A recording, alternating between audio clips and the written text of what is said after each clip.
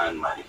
समय बीतता जा रहा था और अब भूख के मारे ध्रुव के पेट में चूहों ने दौड़ना शुरू कर दिया था। ध्रुव ने अंगड़ाई लेते हुए सोचा, थोड़ा बाहर जाकर देखता हूँ, शायद कुछ खाने को मिल जाए। वैसे कई बार ध्रुव को खाने के लिए आवाज दी गई थी, पर तब ध्रुव किताबों में उलझा हुआ था, इसलिए उसने कमरे का दरवाजा नहीं खोला था। और जब ध्रुव ने दरवाजा खोला तो वो रुक गया। ध्रुव के कमरे के बाहर एक लिफाफा पड़ा हुआ था। ध्रुव को तो ये बात बहुत ही अजीब लगी। उसने लिफाफा उठाया और खोलकर देखा तो लिफाफे के अंदर एक कागज था और उसमें लिखा हुआ था, आज रात 12 बजे विभाषा गांव के पर्वत की चोटी पर मिलो, मगर अकेले। कागज पढ़ते ही ध्रुव की भूख प्यास सब मिट गई। उसने तुरंत ही कमरे में सो रहे ओजस को जगाते हुए कहा, सोने का टाइम खत्म हो गया है, एक्शन का टाइम आ गया है, उठो और ये पढ़ो। कोई यहाँ कमरे के बाहर आकर लेटर छोड़कर गया है।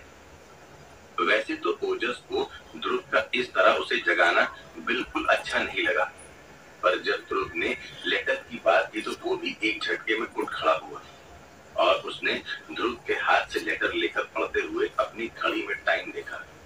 घड़ी ऑलरेडी 11 दिखा रही थी। ओजस ने तुरंत ही अपना बैग लिया और ध्रुव से कहा, चलो चलते हैं, लेकिन लेटर में सिर्फ मुझे आने के लिए कहा है। ध्रुव की बात सुनकर ओजस ने ध्रुव को आंखें दिखाते हुए पूछा, तो फिर तुमने मुझे क्यों जगाया? सोने देते और अपना झोला उठाकर चुपचाप चले जाते। ऐसी गंभीर परिस्थिति में ध्रुव हंस पड़ा, क्योंकि वो भी चाहता था कि ओजस उसके साथ चले। लेकिन ध्रुव ये भी नहीं चाहता था कि विभाषा गांव में ध्रुव और ओजस को साथ में देखकर कोई गड़बड़ हो और लेटर लिखने वाला उनके सामने ही न आए। ध्रुव की असमंजस को खूब समझते हुए ओजस ने बताया कि वो ध्रुव के साथ नहीं पर ध्रुव के पीछे पीछे आएगा, ताकि किसी को पता न चले, और विभाषा में भी इस तरह पर्वतों के बीच में छुपकर रहेगा कि किसी को पता नहीं चलेगा कि ध्रुव अपने साथ किसी को लाया है। लेकिन मुख्य बात यह है कि ये लेटर आखिर किसने लिखा है। ध्रुव को शक था कि लेटर लिखने वाला कुमार है, मगर ध्रुव को इतनी रात गए बुलाने के पीछे उसका इरादा दोस्ती वाला है या दुश्मनी वाला, इस बारे में ध्रुव श्योर नहीं था। पर जब ध्रुव के पास ओजस जैसा दोस्त था, फिर फिक्र की कोई बात ही कहाँ थी। ध्रुव किचन में भागता हुआ गया ताकि अगर कुछ खाने को हो तो वो अपने साथ ले ले। ध्रुव ने खाने के साथ ममता की गाड़ी की चाबी भी ले ली और दोनों दोस्त ममता की बैटरी वाली गाड़ी लेकर विभाषा की ओर निकल पड़े। कुछ देर बाद ड्राइव करने के बाद जब विभाषा की पर्वतमाला शुरू होने वाली थी तो ध्रुव ने गाड़ी रोक ली और ओजस को वहीं उतार दिया। उसके बाद ध्रुव ने जानबूझकर गाड़ी की स्पीड स्लो कर ली ताकि ओजस भी साथ साथ पर्वत चढ़ता जाए और 12 बजे के पहले विभाषा के पर्वत की चोटी पर पहुंच सके। ठीक 12 बजने पर ध्रुव विभाषा पर्वत की चोटी पर पहुंच गया। ध्रुव ने गाड़ी से उतरते ही अपने आसपास देखा, शायद लेटर लिखने वाला बुलाने वाला आ पहुंचा हो, मगर वहां कोई नहीं था। हर तरफ बस काला अंधेरा, सन्नाटा और थोड़ा बहुत कोहरा था।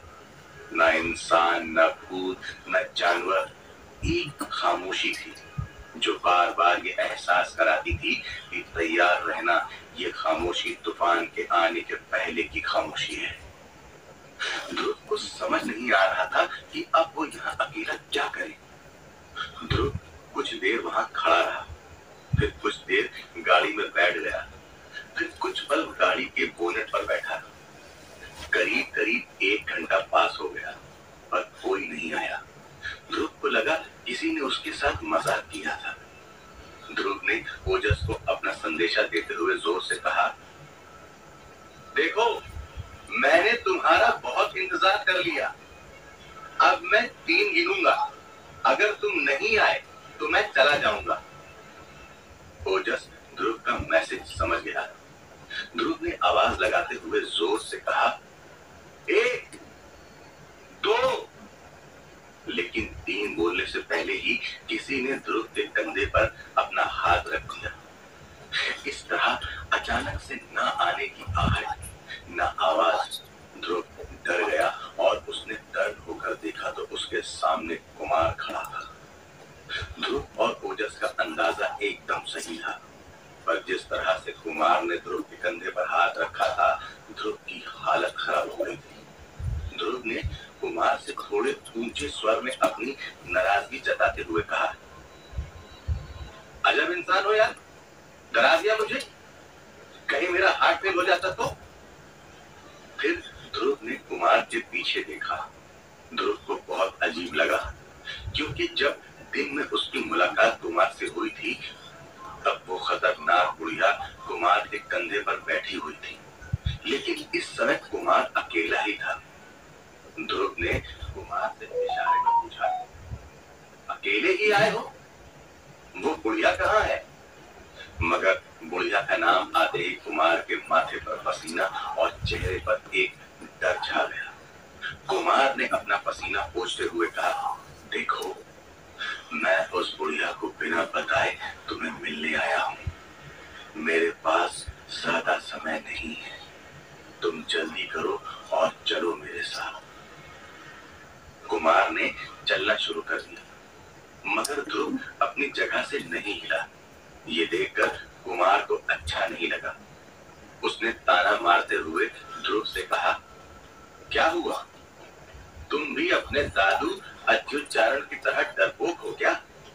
कुमार के मुंह से अपने दादाजी के खिलाफ बोली गई बात सुनकर ध्रुव को बहुत गुस्सा आ गया, पर फिलहाल ध्रुव ने अपने दिमाग को शांत करते हुए एक बात समझ ली कि कुमार और वो बुढ़िया दोनों उसके दादाजी को जानते थे।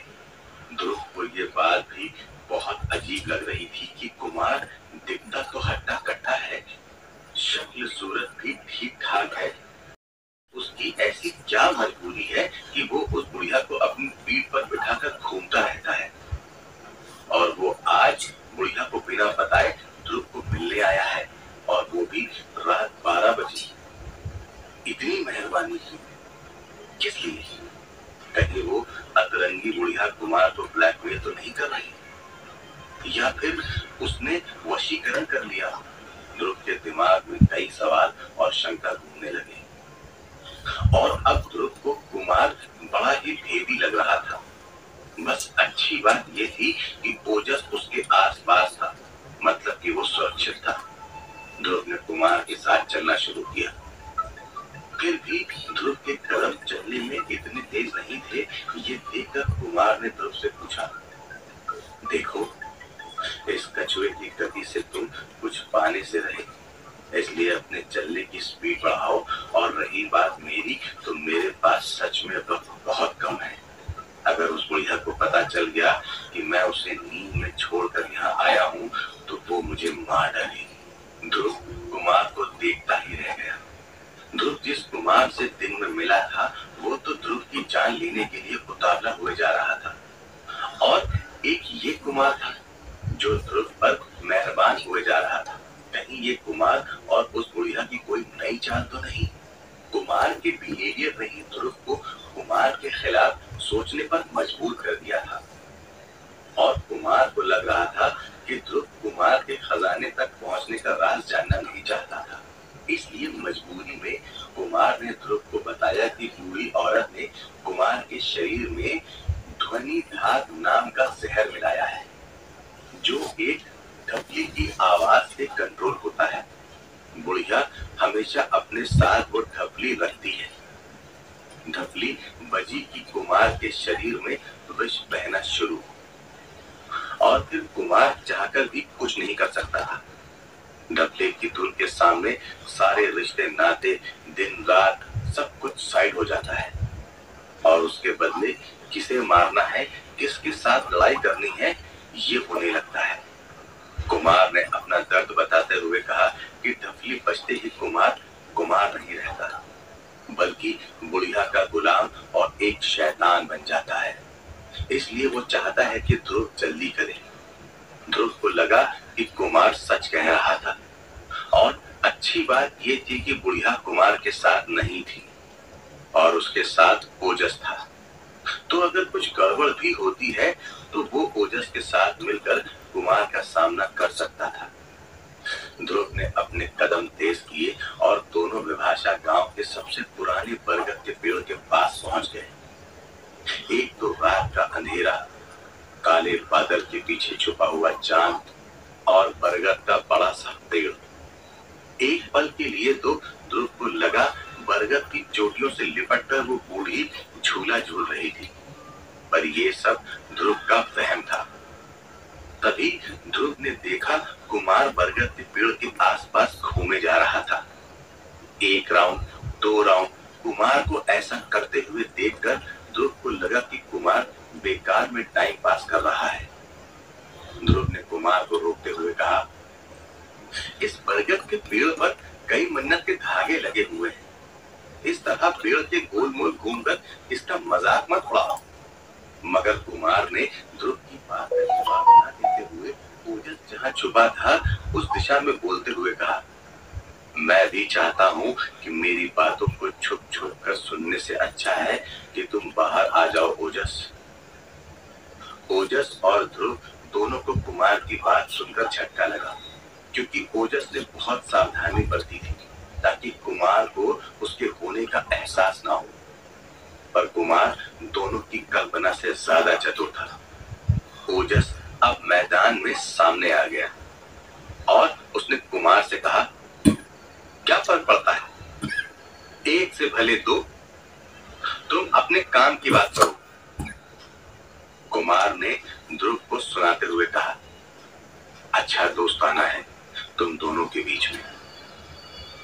फिर अपनी बात कहते हुए कुमार ने कहा, जिस तरह कल्कि वन के वास्तु में गड़बड़ होने से पूरा कल्कि वन और वहां के रहने वाले बर्बाद हो गए, उसी तरह यहाँ भी इस बड़े से बरगद के कारण वास्तु में गड़बड़ हुई है। लेकिन ध्रुव और ओजस दोनों को कुमार की इन सब बातों में कोई इंटरेस्ट नहीं था। दोनों ने एक साथ कहा, मुद्दे की बात करें।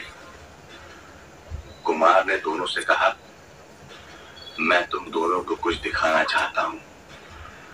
वास्तु दोष की बात करके जैसे ही कुमार ने कहा कि वो कुछ बताना चाहता है, ध्रुव को लगा कि बरसों पहले उसके दादाजी ने ध्रुव को गोल गुंबज मंदिर में एक खजाना लेकर आने के लिए कहा था। पर जब तक ध्रुव उस खजाने तक पहुंचता, डिब्बे में से खजाना गायब हो गया था। तो क्या पता कुमार उसी खजाने को ध्रुव को देना चाहता हो। कुमार ने बरगद के पेड़ के पास कुछ खोदना शुरू किया। 5-7 मिनट की खुदाई के बाद ध्रुव के हाथ में एक पोटली आई। कुमार ने देखा तो पोटली के अंदर कुछ तांबे के सिक्के थे। ध्रुव इन सिक्कों को देखकर निराश हो गया, पर तभी कुमार ने ध्रुव से कहा, तुम इस समय गोल गुंबद से हुए खजाने के बारे में सोच रहे हो ना। ध्रुव को लगा कि कुमार उसका दिमाग पढ़ सकता है, पर तभी ओजस ने कुमार की बात काटते हुए कहा, बस करो कुमार, मैंने आज तक नहीं सुना कि गोल गुंबद के भीतर कोई खजाना था। वो तो ये तांबे के सिक्के थे। वो तो तंत्र विद्या, मंत्र विद्या, वास्तु वशीकरण और भूत भविष्य के ज्ञान से भरा ग्रंथ था। आईने थे, माला थी और जांबली रंग की बाती थी। ओजस की बात सुनकर कुमार हंस पड़ा। उसने ओजस की आंखों में आंखें डालते हुए, ये मुझे भी पता है, लेकिन ये सिक्के तो बस खजाने तक का एक रास्ता है, बल्कि मैं तो कहूंगा एकमात्र रास्ता है। इसलिए इस सिक्के को अपने साथ लेकर मेल मसीहा गांव चले जाओ और वहां जाकर अबुलू चौरंग से मिलो। वो तुम्हें खजाने तक पहुंचा देंगे। कल्कि वन के लोगों की राहत के लिए ध्रुव ने तांबे का सिक्का हाथ में ले लिया।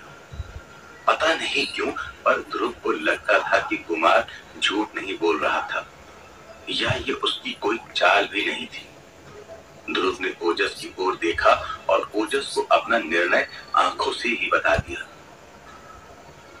चले मेल मसीहा। अब इंतजार था ओजस के जवाब का। क्या कहेगा ओजस, हाँ या ना? अगर ना कहा तो फिर भी ध्रुव अकेला जाएगा मेल मसीहा। और अगर ऐसा हुआ तो कैसे लड़ पाएगा ध्रुव बुरी आत्माओं से? जानने के लिए सुनते रहिए अमावस्या की रात से भी ज्यादा खतरनाक कहानी एस 3 कल आना।